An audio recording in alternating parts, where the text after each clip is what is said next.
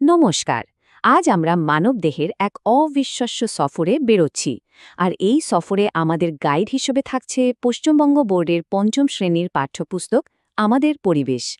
তাহলে চলুন দেরি না করে শুরু করা যাক।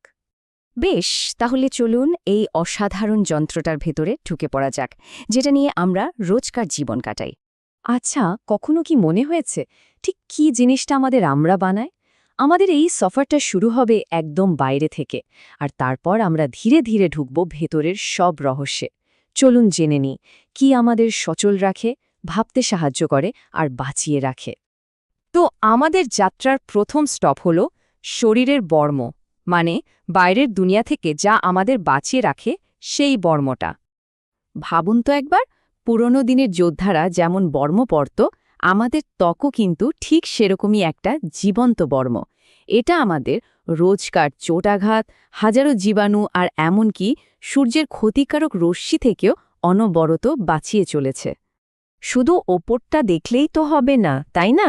এর ঠিক নিচেই দেখুন কি বিশাল এক কাণ্ডকারখানা চলছে। শিরা আর ধমনীর মতো সরু সরু পাইপের এক জাল, যেটা সারা শরীরে রক্ত পৌঁছে দিচ্ছে। আর তার সাথে রয়েছে মাংসপেশি, যার জোরেই আমরা হাঁটাচলা করি। আচ্ছা, এবার একটা খুব ইন্টারেস্টিং ব্যাপারে আসা যাক। মেলানিন নামটা শুনেছেন নিশ্চয়ই। আমাদের গায়ের রং কেন এক একজনের এক এক রকম হয়, তার পেছনের আসল কারিগর কিন্তু এই মেলানিনই। তার মানে বুঝতেই পারছেন, মেলানিনের ব্যাপারটা শুধু কে ফর্সা বা কে কালো তার মধ্যে সীমাবদ্ধ নেই। এর কাজটা কিন্তু আরও অনেক গভীর। যার শরীরে মেলানিন যত বেশি, সূর্যের ক্ষতিকারক রশ্মি থেকে তার ত্বক তত বেশি সুরক্ষিত থাকে। মানে স্কিন ক্যান্সারের মতো রোগের বিরুদ্ধে এটা একটা দারুণ প্রাকৃতিক ঢাল। আর এই গায়ের রঙের ভিন্নতা আমাদের এক খুব জরুরি কথা মনে করিয়ে দেয়। মহাত্মা গান্ধী বা নেলসন ম্যান্ডেলার মতো মানুষেরা এই রঙের ভেদাভেদকে মুছে ফেলার জন্যই লড়ে গেছেন, যাতে সব মানুষ সমান সম্মান পায়। এই যে আমরা শরীরের বর্ম নিয়ে কথা বলছি, তার একটা অংশ তো চুলও, তাই না? আর এই চুল যে পশুদের জগতে কি কি অবাক করার রূপ নিতে পারে, সেটা দেখলে তো চমকে যেতে হয়। বেশ, তাহলে বাইরের বর্মের কথা তো হলো, কিন্তু এই পুরো শরীরটা দাঁড়িয়ে আছে কিসের ওপর? চলুন এবার ভেতরের কাঠামোটা একবার দেখে নেওয়া যাক। ব্যাপারটা অনেকটা একটা বাড়ির মতো। হাড়গুলো যদি হয় সেই বাড়ির মজবুত পিলার, তাহলে পেশিগুলো হলো সেই সব মোটর বা ইঞ্জিন যা সব কিছুকে নাড়াচাড়া করতে সাহায্য করে। আমাদের কঙ্কালটা কিন্তু একটা আস্ত বিস্ময়। একদিকে যেমন আমাদের উরুতে আছে বিশাল ফিমার, যেটা কিনা শরীরের সবচেয়ে বড় হাড়, আবার অন্যদিকে কানের ভেতরে লুকিয়ে আছে পুঁচকে একটা হাড়, স্টেপিস, যেটা সবচেয়ে ছোট। কিন্তু শুধু হাড় থাকলেই তো আমরা নড়াচড়া করতে পারতাম না, তাই না? আসল ম্যাজিকটা লুকিয়ে আছে অস্থিসন্ধিতে, মানে জয়েন্টে। এই জয়েন্টগুলো আছে বলেই আমরা হাত পা ভাঁজ করতে পারি, ঘুরতে পারি। এবার আমাদের সফরটা আরও গভীরে যাবে। আমরা চলেছি শরীরের সেই পাওয়ার হাউসের দিকে, যা পুরো শরীরটাকে দিন রাত সচল রাখছে।